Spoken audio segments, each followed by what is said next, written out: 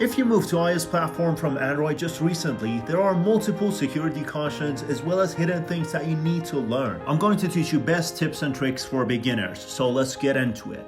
So the story starts when my father got himself a brand new iPhone and said goodbye to Android, and there was so many modifications and adjustments for me to take care of for his raw iOS iPhone, as well as numerous new things for me to teach him. So I decided to make this video of best iOS tips and tricks for you guys if you're going through this journey as well. So let's just start it right here.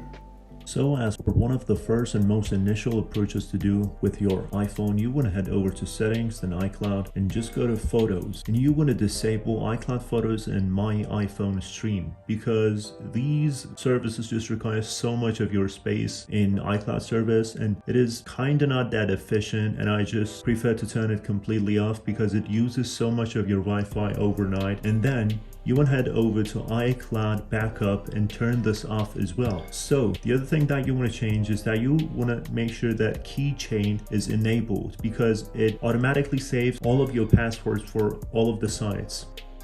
Okay, after you made sure that you adjusted all of these settings right here, you don't want to mess with the rest of the settings, and you can just leave it as it is. And you just want to head over back to Find My section and just press on it. And guys, if you're not sure about your Apple ID account security, you just want to turn this Find My iPhone off, because it is so sensitive about the security of your account, and if you cannot identify the ownership of your account, the Apple would permanently lock your iPhone.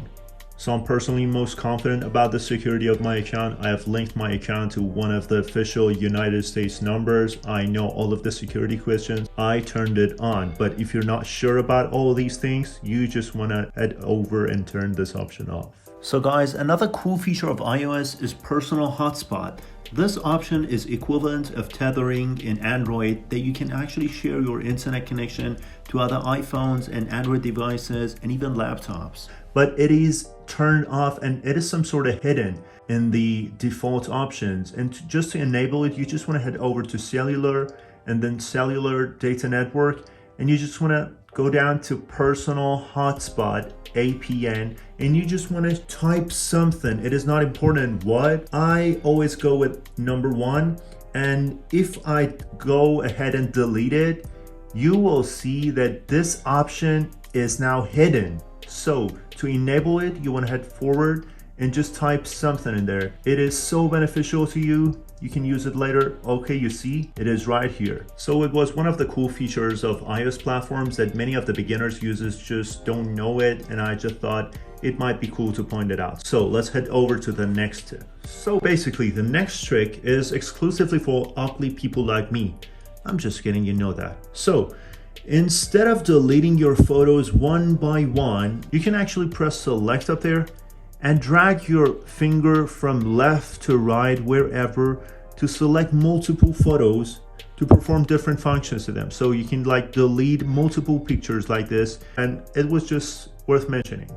Although it might look so obvious, but many new users just don't know it. So if you drag down your screen from the middle, it will just show you your notification center. But if you drag your screen from upper right corner, it will show you a screen called Control Center. And you can actually change all those items in Control Center and adjust them in your own favor.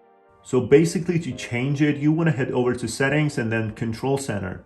So this is all the options that you can enable and disable. So as you can see, like dark mode is disabled. I just enable it. You can just turn it on and off the dark mode as fast as possible, like as fast as a blink.